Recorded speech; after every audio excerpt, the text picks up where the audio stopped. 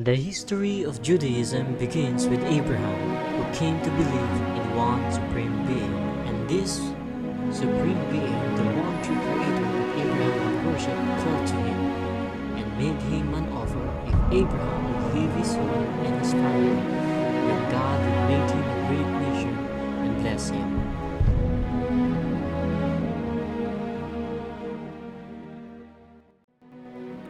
Isaac was the subject of the 10th and most difficult test of Abraham's faith. God commanded Abraham to sacrifice Isaac as a burnt offering.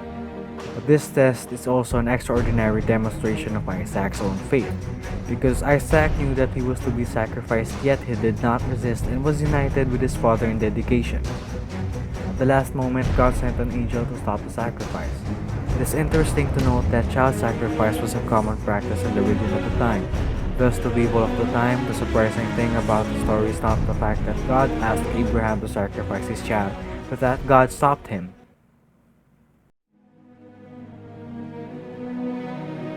After Abraham died, his son Isaac lived in a land called Canaan.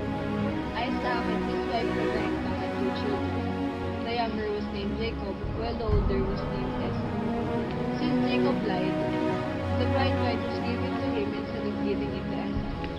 Esau was really mad, so their mother Rebekah told Jacob to go away from home and get out from Esau's sight.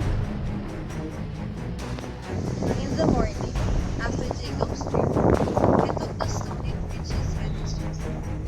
He set it up in a burnt oil and meat as an offering to God. Jacob named the place Bethel, which means the house of God.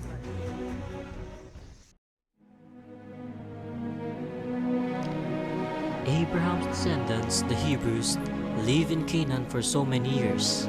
However, struggling to find food and water because of long drought, many Hebrews left Canaan and traveled to Egypt. As the Hebrew population grew in Egypt, Egypt's ruler, the Pharaoh, feared that the Hebrews could become too powerful. To stop this from happening, the Pharaoh made the Hebrews slaves. After so many years of slavery, God tells Moses to lead the Hebrews out of Egypt. The Pharaoh refused to free the slaves, which angered God, and a series of plagues spread fear out through Egypt. The Pharaoh agreed to free the Hebrews, and Moses led his people out of Egypt in a journey called the Hebrews wandered through the deserts of the Middle East for years. On their journey, they reached a mountain called Sinai. While Moses was on the mountain, God visited him and gave him a lot of stone tablets. Teach them. Teach them for the rest of time.